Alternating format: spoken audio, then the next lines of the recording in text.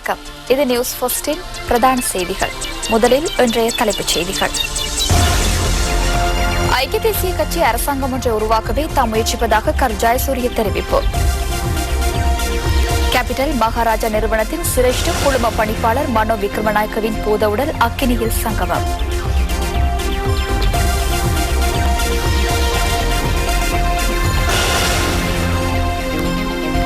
வர்த்தகர் ஒருவர் கடத்தப்பட்டமைக்கு எதிர்ப்பு தெரிவித்து இன்றும் கொட்டாஞ்சேனையில் ஆர்ப்பாட்டம். பூமியை போன்ற பிரிதொரு கிரகம் கண்டுபிடிக்கப்பட்டுள்ளது. தொடர்பான உள்நாட்டுச் செய்திகள். மக்கள் குறித்து உள்ளூராட்சி மன்றங்களுக்கு பாரிய பொறுப்புகள் உள்ளதாக ஜனாதிபதி மஹிந்த ராஜபக்ச தெரிவிக்கின்றார். அலரி மாளிகையில் இன்று நடைபெற்ற வைபவம் ஒன்றிலேயே ஜனாதிபதி இதனை குறிப்பிட்டார். உள்ளூராட்சி மன்ற தேசிய மாநாடு ஜனாதிபதி மஹிந்த ராஜபக்ச தலைமையில் இன்று முற்பகல் நடைபெற்றது. இதன்போது சிறந்த முறையில் செயற்பட்ட 9 உள்ளூராட்சி மன்றங்களுக்கு விருதுகள் வழங்கப்பட்டதுடன் சிறந்த முகாமைத்துவத்துக்கான ஸ்வர்ண புரவர விருதை மாத்தறை மாநகர சபை பெற்றுக் கொண்டது. பிரதேச சபைகளுக்கான விருதை வாரியபுல பிரதேச சபை பெற்றுக் கொண்டதுடன் நகர சபைக்கான விருதை குளியாப்பிட்டிய நகர சபை வெற்றி கொண்டது.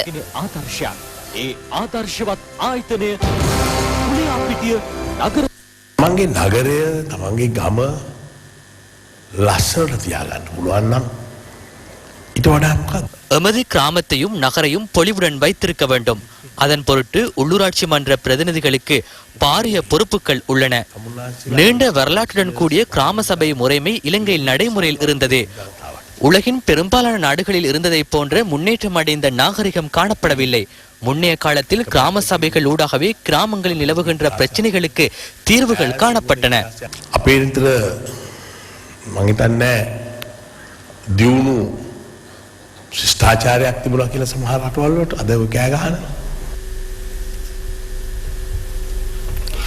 முன்னாள் ராணுவ தளபதி சரத் பொன்சேகாவுக்கு எதிரான ஹைகோர்ட் விவகார வழக்கு இன்று மீண்டும் விசாரணைக்கு எடுத்துக் கொள்ளப்பட்டது.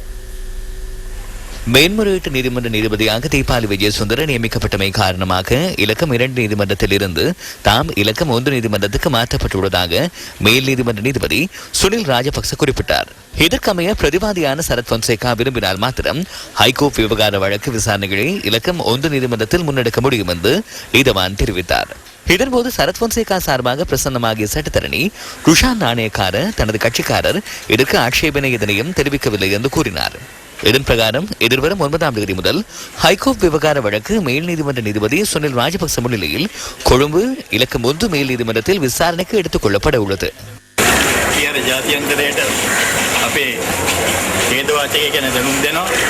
எமது நிலையை சர்வதேசத்துக்கு தெரியப்படுத்துவோம். இந்த நாட்டில் நியாயம் கிடைக்காது. தயவு செய்து அதில் அனைவரும் கையொப்பமிடுங்கள். எமக்காக முன் வாருங்கள். தீபாலி விஜயசுந்தரவுக்கு பதவி உயர்வு வழங்கப்பட்டதாக கேள்வியுற்றேன். எனது மனமார்ந்த வாழ்த்துக்கள். அதை நாம் எதிர்பார்த்தோம்.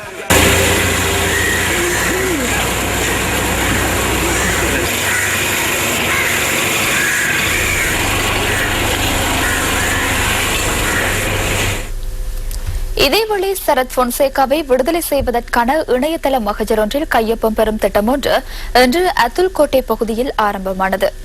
ஸ்ரீ ஜெயவர்தனபுர அத்துல்கோட்டை பகுதியில் உள்ள அனுமா பொன்சேகாவின் அலுவலகத்தில் இந்த கையொப்பம் பெறும் நடவடிக்கை இன்று ஆரம்பித்து வைக்கப்பட்டது. இன்று முதல் மறு அறிவித்தல் வரை காலை 9 மணி தொடக்கம் திட்டம் முன்னெடுக்கப்படும் என அந்த அலுவலகத்தின் பேச்சாளர் ஒருவர் கூறினார்.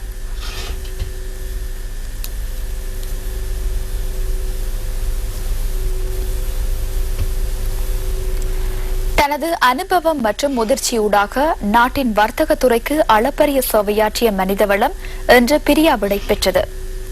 மறைந்த மனோ விக்ரமநாயக்கவின் இறுதி நிகழ்வு இன்று நடைபெற்றது. காலஞ்சென்ற மனோ விக்ரமநாயக்க அவர்கள் வரையறுக்கப்பட்ட கேபிட்டல் மகாராஜா நிறுவனத்தின் சிரேஷ்ட குழும பணிப்பாளர் ஆவார். கடந்த 3ஆம் தேதி அவர் தனது 60வது வயதில் இயற்கை எய்தினார்.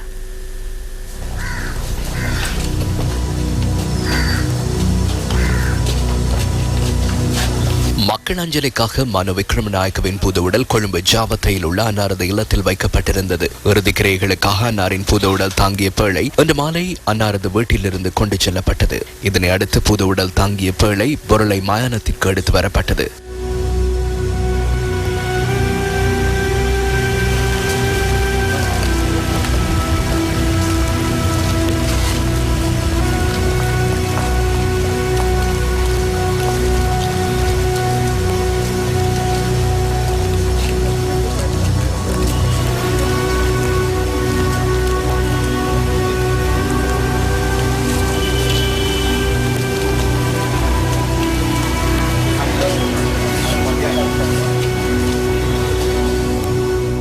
அங்கு இடம்பெற்ற மத அனுஷ்டானங்களை தொடர்ந்து மனோ விக்ரமநாயக்கவின் பூத உடல் தகனம் செய்யப்பட்டது.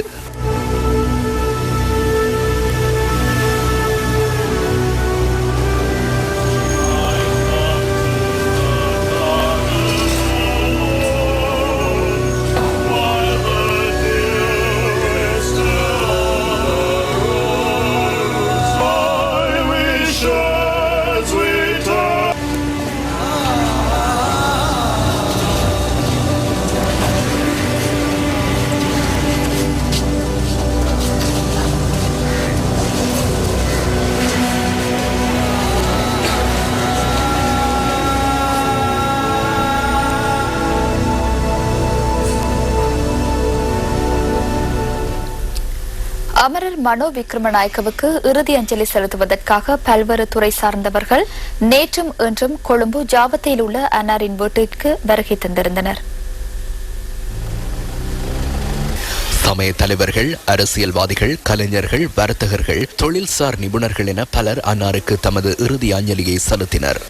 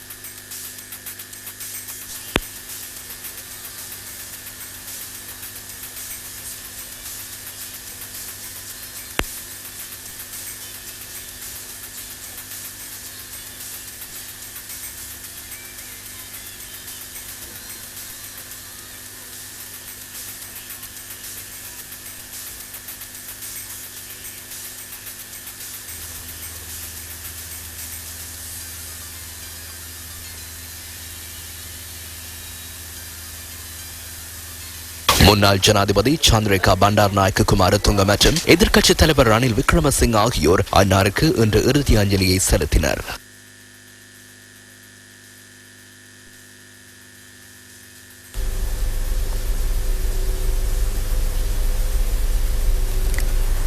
கேபிட்டல் மகாராஜா நிறுவனத்தின் சிரேஷ்ட குழும பணிப்பாளர் மனோ விக்ரமநாயக்க இயற்கை எய்திய செய்தி அறிந்து தாம் அதிர்ச்சி அடைந்ததாக 20th Century Fox International தொலைக்காட்சி நிறுவன சந்தைப்படுத்தல் பிரிவின் உப தலைவர் பிரண்டன் ஜோனர் தெரிவிக்கின்றார்.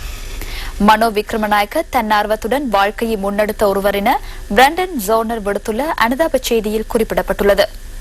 குடும்ப உறுப்பினர்கள் பற்றி உரையாடும் அனைத்து சந்தர்ப்பங்களிலும் அவர் பிரகாசமான முகபாவத்துடன் தென்பட்டதை தாம் நினைவு கூறுவதாக ஜோனர் தனது அனுதாப செய்தியில் சுட்டிக்காட்டியுள்ளார்.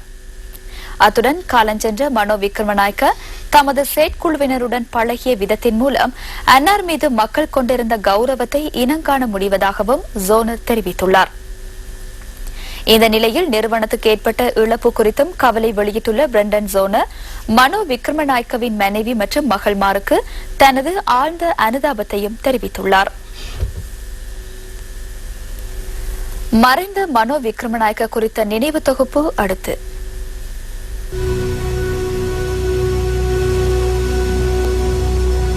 1951 ஆண்டு ஜூன் மாதம் 26ஆம் தேதி பிறந்த மனோ விக்ரமநாயக்க கண்டி திருத்துவ கல்லூரி மற்றும் கல்கிஸ்ஸ பரித்தோமா கல்லூரி ஆகியவற்றின் பழைய மாணவர் ஆவார். அவர் பரித்தோமா கல்லூரி முதற்தர கிரிக்கெட் குழாமிலும் இடம்பெற்றிருந்தார்.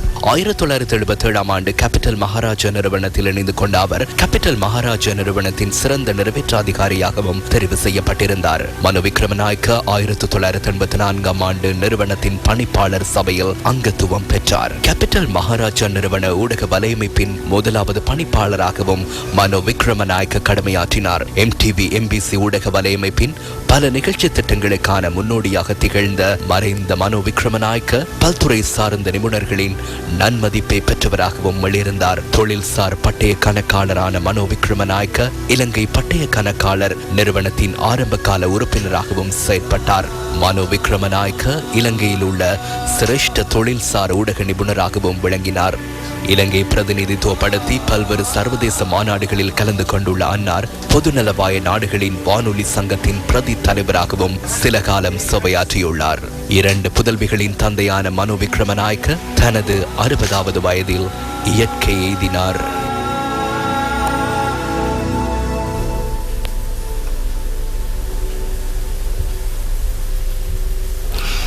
ஐக்கிய தேசிய கட்சி அரசாங்கத்தினை உருவாக்குவதே தனது முயற்சியாகும் என கட்சியின் பிரதி தலைவர் கரு ஜயசூரிய தெரிவிக்கின்றார். தனது உத்தியோகபூர்வ இணையதளத்தை இன்று முற்பகல் அங்குரார்ப்பணம் செய்து வைத்து உரையாற்றிய போதே அவர் இதனை குறிப்பிட்டார். ஐக்கிய தேசிய கட்சியின் பிரதி தலைவர் கரு ஜயசூரியவின் இணையதள அங்குரார்ப்பண நிகழ்வில் எதிர்க்கட்சித் தலைவர் மற்றும் பாராளுமன்ற உறுப்பினர்கள் உள்ளிட்ட மேலும் பலர் கலந்து கொண்டிருந்தனர்.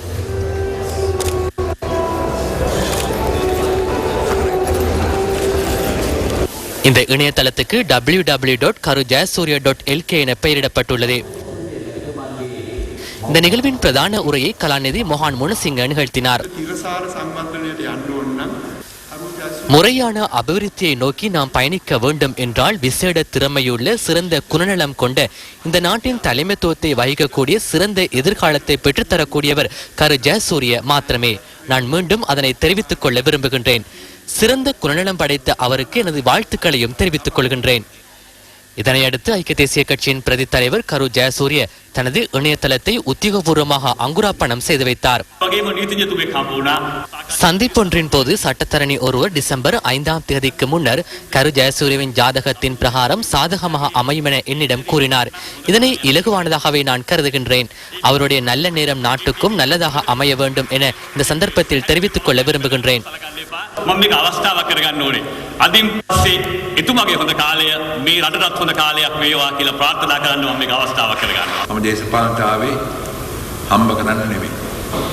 රට ආදරය කරන පුද්ගලෙක් වශයෙන්. මේ රටේ තිබිච්ච உழைப்பதற்காக அரசியலுக்கு வரவில்லை. இந்த நாட்டை நேசிக்கும் ஒருவராகவே அரசியலில் பிரவேசித்தேன். இந்த நாட்டில் இருந்த ஜனநாயகம், நீதி, நியாயம் மேலோங்கும் சமூகத்தை மீள உருவாக்குவதே எம் அனைவரதும் கடமையாக உள்ளது.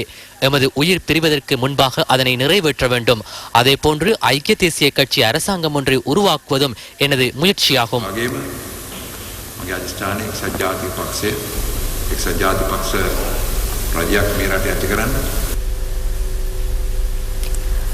பொது முயற்சியாண்மைகளுக்கான பாராளுமன்ற குழு எனப்படும் கோப் குழுவின் அறிக்கையில் குறிப்பிடப்பட்டுள்ள 229 அரச நிறுவனங்களில் 2 சீனி தொழிற்சாலைகளும் உள்ளடங்குகின்றன. கோப் அறிக்கையில் இன்று நாம் அது தொடர்பாக ஆராய்கின்றோம்.